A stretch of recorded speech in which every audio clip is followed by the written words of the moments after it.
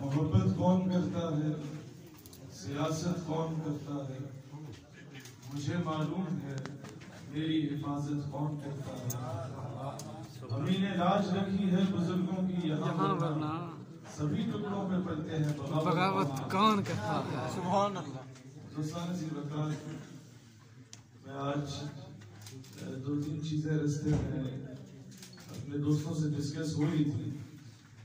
मैंने कहा कि अभी मैं जितनी आप लोगों का मोराल जबरदस्त किस्म का हाई किया हजरत साहब ने भी और नसीब भाई ने भी, तो अब थोड़ा सा मैं वो टेक्निकली चीजें समझाना चाहता हूँ कि दुनिया में अगर आपने अपना मकाम बनाना है तो उसका तरीका कार क्या है।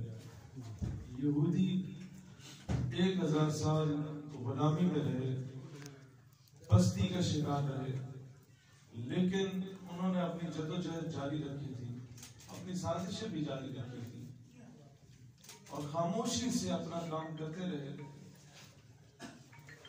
आज दुनिया के सारी मईशत, इकोनॉमी और सारा media, international media, BBC, CNN, Fox News, Disneyland, आपको बच्चों को कार्टून दिखाने वाले चैनल्स भी उनके कंट्रोल में। वो आपको अपनी मर्जी की चीज दिखाएंगे। वो आपको जब दहशतगर्द कोई दिखाएंगे तो वो दाढ़ी में होगा। वो आपको जब कोई दहशतगर्द दिखाएंगे तो उसने चादर बलेटी की होगी। आपको जब वो दहशतगर्द दिखाएंगे उसके 5 टखनों से ऊपर होंगे। वो जब आपको दहशतगर्द दिखाएंगे उसके सर पे दस्तार होगी। और फिर वो इस हद तक आपका माइंड पोल्यूट कर देंगे कि आपके पाकिस्तान के टीवी चैनल्स पे भी जो ड्रामे चलेंगे उसमें भी दहशतगर्द का यही गुंजा होगा। और 2008-9 का वक्त वो वक्त था कि जब मैं 8वीं-9वीं क्लास में होता था तो हमारे लिए हमारे साथ में गाड़ी वाला आके बैठता था तो हम लोगों को अनकंफर्टेबल फील होने लग जाते थे। हम लोग के पता नहीं अब दिमाग होने वाला या क्या होगा। उसकी वजह क्या कि हमें मीडिया में बार बार ये चीज दिखाई जाती थी। हम जिस माशरे में पले बढ़े, हमें बताया जाता था कि अगर आपको इस मीडिया का कोई बंदा कुछ पढ़ता हुआ जा रहा हो, ये मशकूक आदमी नजर आए तो इस नंबर पे फौरन कॉल कीजिए। तो फिर हुआ क्या, दुनिया में जब भी किसी चीज को बदनाम करना हो तो उसका लिबादा ओढ़ के गलतकारियां की जाती है। मगरिब में वो काम करना शुरू किया। हमने काउंटर नैरेटिव कैसे किया, हमने लोगों को समझाना कैसे। दोस्ताने सी वक़ात, हम जब इस्लामाबाद में मंदिर बन रहा था, हम वहां पर गए, हमने नमाज अदा करवाई। हमसे उलमा हज़रात कुछ नाराज भी हो गए कि आपने पैंट शर्ट पहन के क्यों नमाज अदा की, आपने क्या वो इमामत कराई, आपकी कोई दाढ़ी भी नहीं है, सर पे दस्तार भी नहीं थी, आप क्यों ये काम कर रहे हैं। तो मैंने कहा अगर मैं शलवार कमीज पहन के अमामा पहन के इमामत कराता तो दुनिया ने कहना था ये तो कब्जा कर गए। और हम ये तासुर देना चाहते थे कि हम यूनिवर्सिटियों से लॉर्ड मैकाले का फरंगी निजाम पढ़ के गए, उसने तो हमें यही काम सिखाया, जहाँ जाओ कब्जा करो, उसके अंदाज में जाके शिकस्त देते।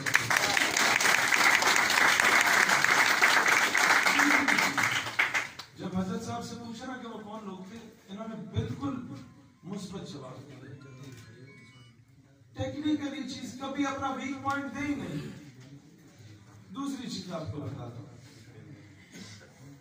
जब सितंबर में 11 सितंबर को हम लोगों ने ऐलान किया, हमसे पहले तमाम मजहबी जमातों ने 4 सितंबर को ऐलान किया कि हम लोग रैलीज निकालेंगे मुल्क की और गुस्ताखाना खाकों के खिलाफ एहतजाज करेंगे। हमने कहा हम नौजवानों की रैली जो है वो 11 सितंबर को निकालेंगे। अब हम पे फिर एतराज होना शुरू हो गया कि जी आप लेडी की मस्जिद क्यों बनाने लगे हैं। मैंने कहा आपको हम 11 सितंबर को बताएंगे कि लेडी की मस्जिद बनाने की तो क्या बनती है।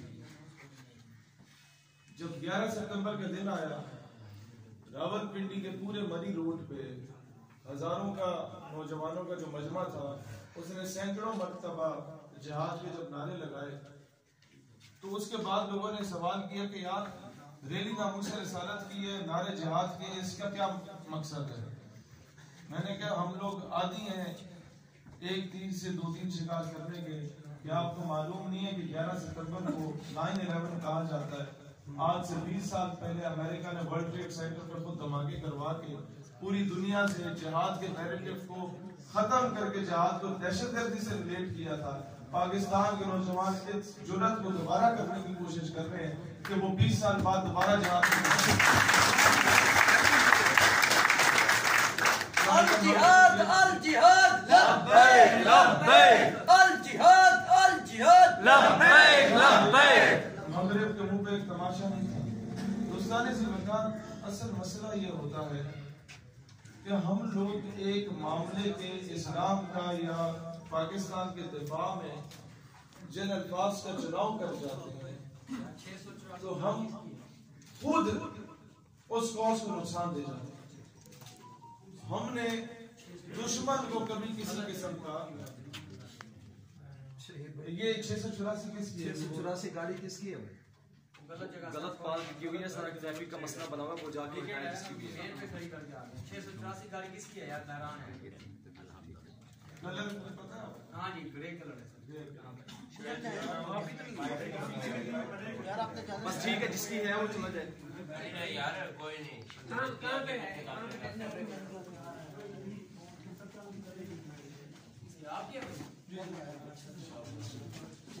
अच्छा जी, अब आते हैं कि आप लोगों ने काम करने का तरीका क्या किया है।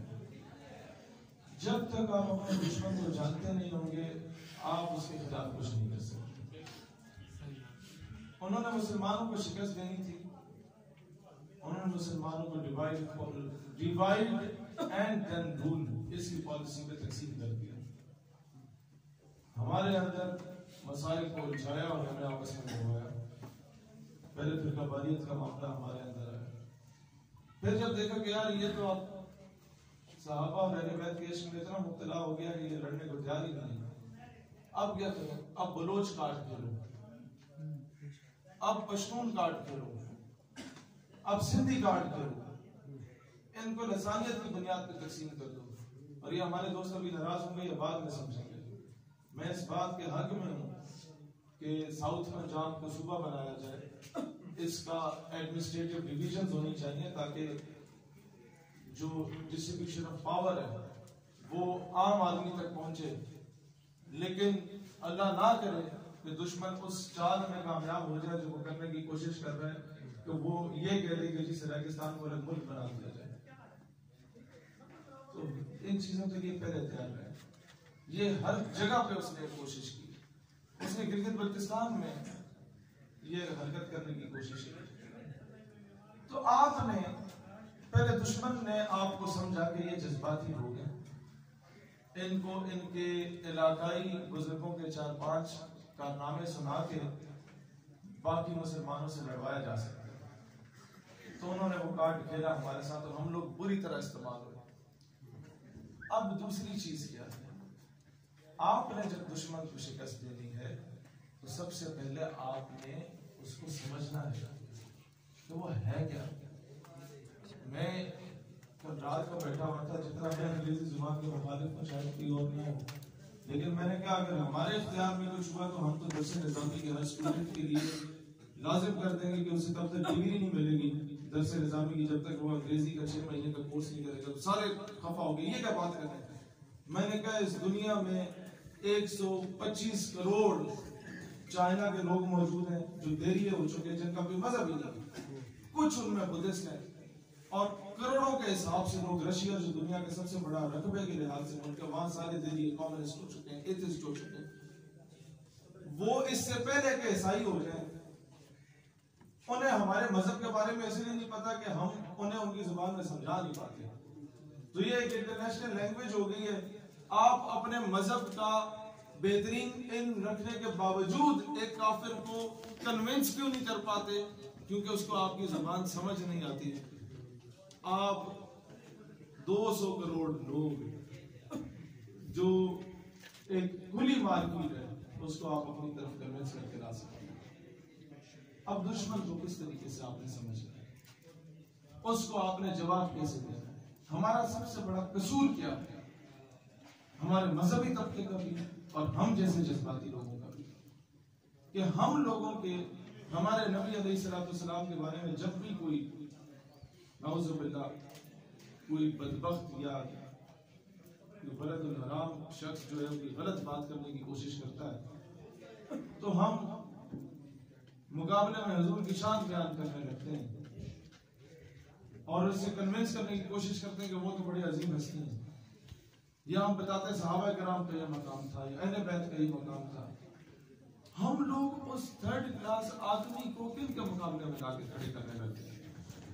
आपने सबसे पहली बात जो दलील उन्हें देनी है कि सर आपका ताल्लुक फ्रांस से है, आपके मुल्क में जो गूगल ने इंटरनेट पर रिजल्ट शो किए हैं वो ये शो किए हैं कि दुनिया में सबसे ज्यादा लोग जो अपने एक बाप की औलाद नहीं होते वो फ्रांस में होते हैं।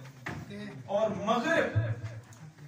मगरिब जो दुनिया को ह्यूमन राइट्स देने की बात कर रहा है, जो इंसान को उसके हकूक देने की बात कर रहा है, जो वुमेन राइट्स की बात कर रहा है, वो एक माँ को, वुमेन वो भी है, खातून है, वो खवातीन के हकूक की बात करता है मगरिब, वो माँ को हक क्यों नहीं देता कि उसके बेटे के आईडी कार्ड पे ये लिख दिया जाए कि इसका बाप कौन है, टॉम है, हैरी है, कौन है, मोहल्ले के 600 बंदों में से कौन कौन इसका बाप है। तो जब मगरिब के वो लोग जो हमारे नबी की शान में गुस्ताखी करते हैं, आप उन्हें सिर्फ ये कहें कि आपने अगर फ्रीडम ऑफ एक्सप्रेशन की बात करनी है तो सबसे पहले इस बात का हक रियासत से ले लें कि वो आपके वालिद मोहतरम का नामे नामी इसमें ग्रामी आपके आईडी कार्ड पे लिख ले, ताकि आप अपनी शनाख्त के साथ हमारे सामने मुकाबले के लिए आ सकें। उनको आप उनकी सिर्फ ये औकात दिलवा दें कि यार बड़ी गाड़ी होना, बड़ा बंगला होना, पैसा होना, इकोनॉमिकली स्टेबल होना, मिलिट्री माइट होना कामयाबी नहीं है, अपने बाप का होना कामयाबी। दोस्ताने सी बता, आपने उनको उनके अपने ही नीच लेवल तक ला के बात करनी है। हमारा कसूर हमेशा से ये हुआ कि हम उन लोगों को इतनी बरगुज़ीदा हस्तियों के साथ बैठ उनके बारे में आके बताना शुरू कर देते हैं, उनको वहीं से शुरू करवाएं। तीसरी चीज, गवर्नमेंट ऑफ पाकिस्तान को क्या करना चाहिए, हम लोग असल मुतालबा उससे आज तक कर ही नहीं पाए। आए रोज हर मुल्क में गुस्ताखी हो रही है। गवर्नमेंट ऑफ पाकिस्तान से जो सवाल पूछने की जरूरत है कि अभी 3 महीने हो चुके हैं, आपके फॉरेन ऑफिस में कोई ऐसा डेलीगेशन बनाया या वफद, कोई ऐसा वफद बनाया जिसने मुस्लिम ममालिक का दौरा किया हो और कन्विंस किया हो कि अगर हम सफीर भेजें तो आप हमारे साथ खड़े होंगे? नहीं बनाया। अभी याद रखिएगा जब धरना होगा ये मुज़ाकरात में आपको क्या बोलेंगे, जी हमारे साथ कोई मुस्लिम मुल्क खड़ा नहीं है और यूरोपीय यूनियन बायकॉट कर देगी तो हम क्या करें, हम तो भूखे मर जाएंगे। वो सही कहते हैं, लेकिन बंदा पूछे कि हुजूर के प्रभु तुमने आज तक किसी से जाके बात भी की है कि नहीं की, तुमने अपनी लॉबी भी बनाई है कि नहीं बनाई आज तक? मैं आपको इनडायरेक्टली वो चीजें बताता हूँ क्योंकि ये मोबाइल के जरिए उन लोगों तक पैगाम पहुंच जाता है जो इन ठगों को हमारे ऊपर मुसल्लत कर रहे हैं। वो ये बात है कि आपके 2-3 इस मुल्क की बड़ी इंपॉर्टेंट चीजें हैं जो फ्रांस के साथ मुआहदों के तहत आपको मिलती है। तो चाइना भी एक डेवलप्ड कंट्री है, रशिया भी एक डेवलप्ड कंट्री है, बरतानिया भी डेवलप्ड कंट्री है, अमेरिका को भी आप अपना बाप मानते हैं। तो इन 3 महीनों में आपके पास 90 दिन का एक बहुत बड़ा टाइम पीरियड था कि आप उनसे मुआहदा कर सकते थे कि फलां चीजें हम फ्रांस से लेते हैं, इतने लोग हमारे फ्रांस में पढ़ते हैं वो चीन में पढ़ाए जा सकते थे, इतने लोग हमारे फ्रांस में नौकरी करते हैं वो चीन में उन्हें सस्ती लेबर के तौर पे लिया जा सकता था और उसका प्रॉपर काउंटर बैरियर दिया जा सकता था। बल्कि मैं एक और बात बताऊं कि अगर जिस दिन उसने गुस्ताखी की थी सदर ने फ्रांस के, उसके अगले दिन ही अगर खान साहब उसके सफीर को लात मार के मुल्क से भेजते तो इमरान खान का जो ग्राफ है वो तैयब अर्दगान से ऊपर हो चुका होगा। दूसरी बात, जब हमने पहला धरना दिया, हमने डिप्लोमेटिक एनक्लेव बंद कर दिया, सरीना के अंदर खिताब करा था, हमने वो सारा सिलसिला बंद कर दिया।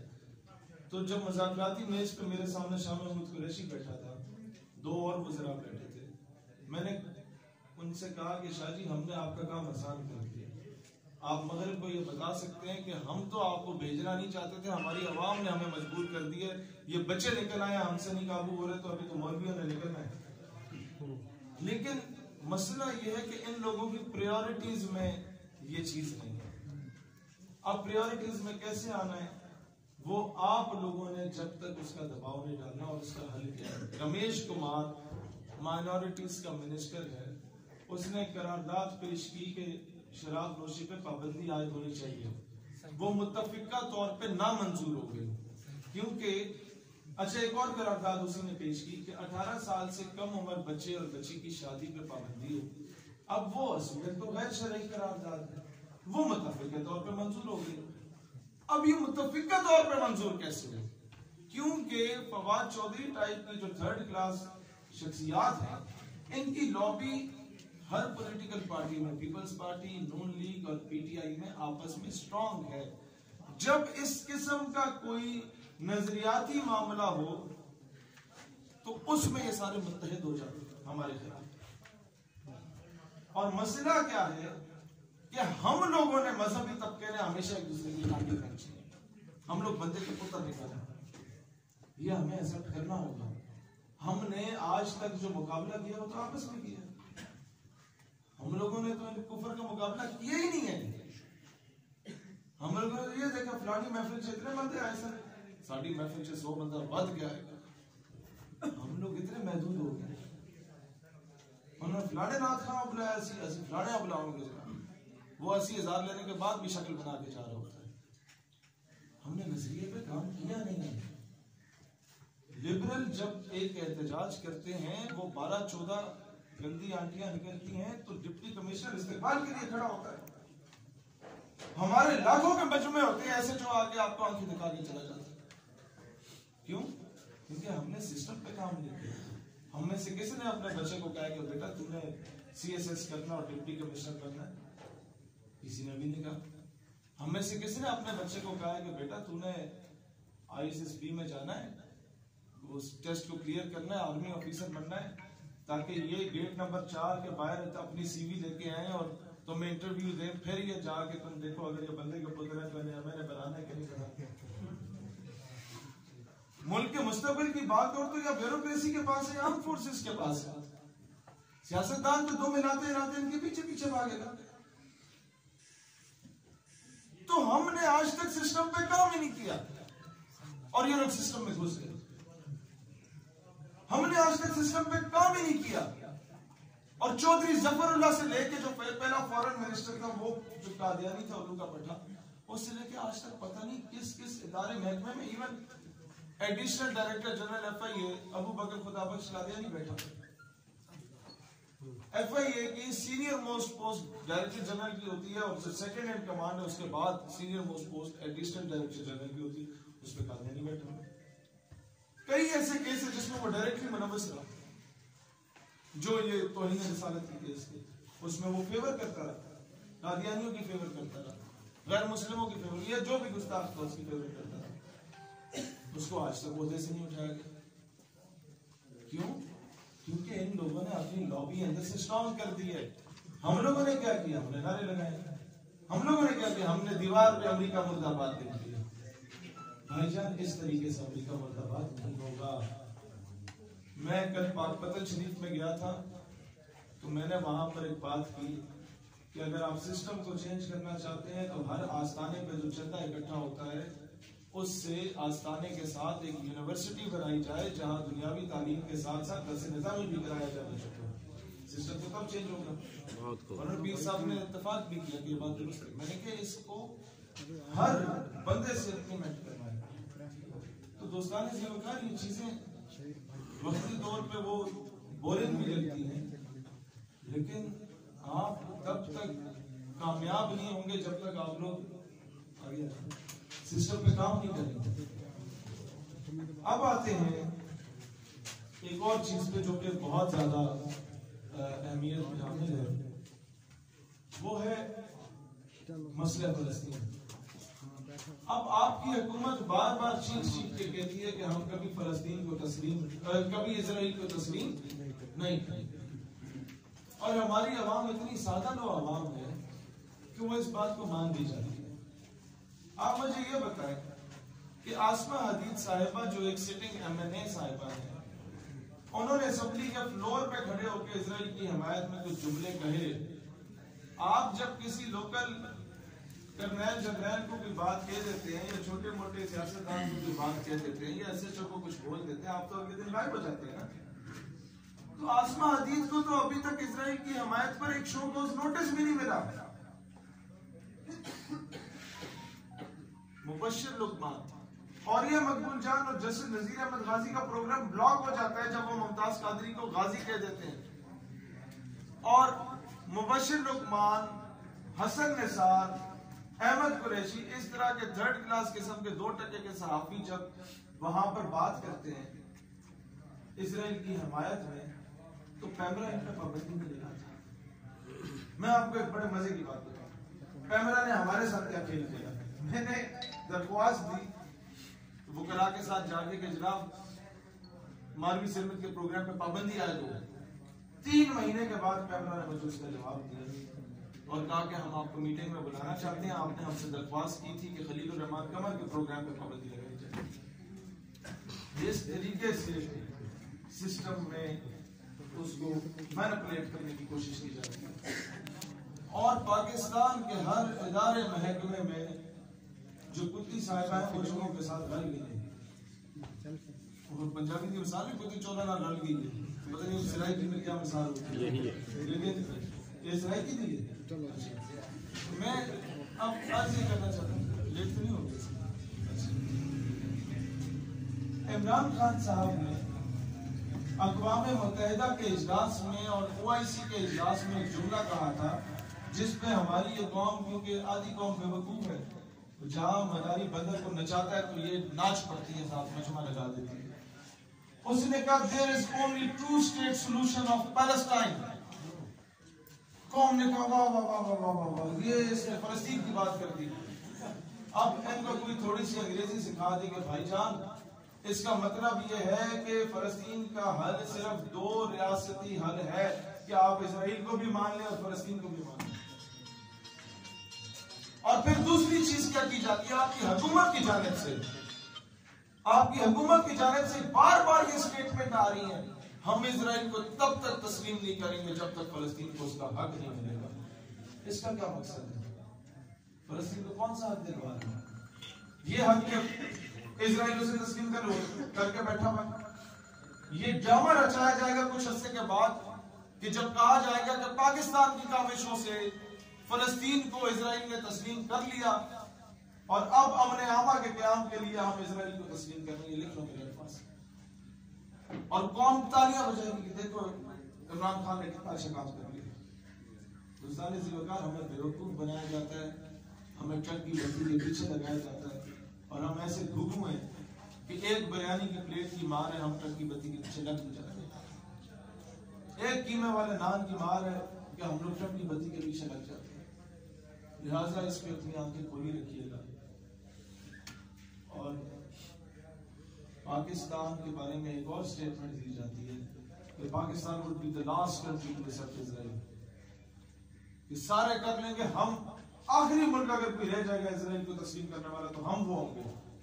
Would be the last country का क्या मतलब है? हम करेंगे ही नहीं इंशाअल्लाह।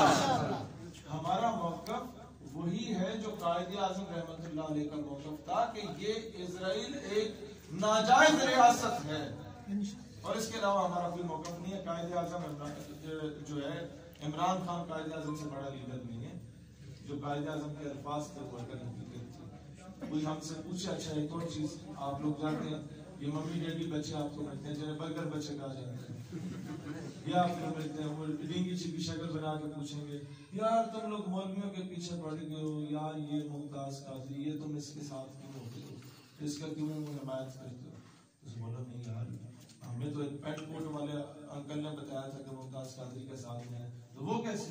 और तुम्हें पता नहीं है गाजी नूरुद्दीन का केस किसने लड़ा था? अल्लाह अल्लाह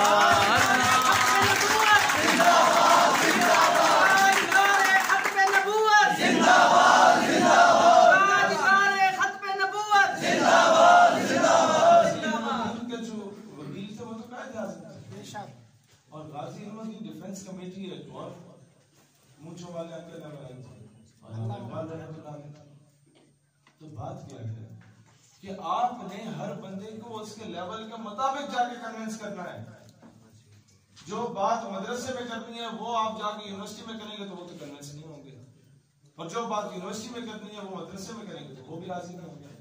नजरिया वही देना है, लेकिन आपने उनके मुताबिक उन्हें समझाना है। और मैं समझता हूं कि हमें अगर एक जगह पे एक लाखों का मजमा सजा हुआ होना और उसी जगह पे और वो मदरसे में और साथ यूनिवर्सिटी में 200 बच्चों का मजमा सजा हुआ हो, हम यूनिवर्सिटी को क्यों प्रेफर करते हैं? क्योंकि हमें पता है मुश्किल वक्त में मदारस हमारे पीछे वैसे भी खड़े होंगे और ये हमसे बड़े मुसलमान ये काम करेंगे। यूनिवर्सिटी में हम नहीं गए तो जाने ही किसी ने नहीं है भाई। मुल्क के मुस्तकबिल के इंजीनियर, डॉक्टर, आर्मी ऑफिसर, वकील सारे उधर बैठे हुए, हमने तवज्जो ही नहीं दी। हम कहते नहीं जी ये लिबरल है। ये यूनाइटेड नेशन डेवलपमेंट प्रोजेक्ट का एक सेमिनार था, उधर 18 स्पीकर आए हुए थे खिताब करने के लिए, सारे वो वही मम्मी डैडी टाइप के।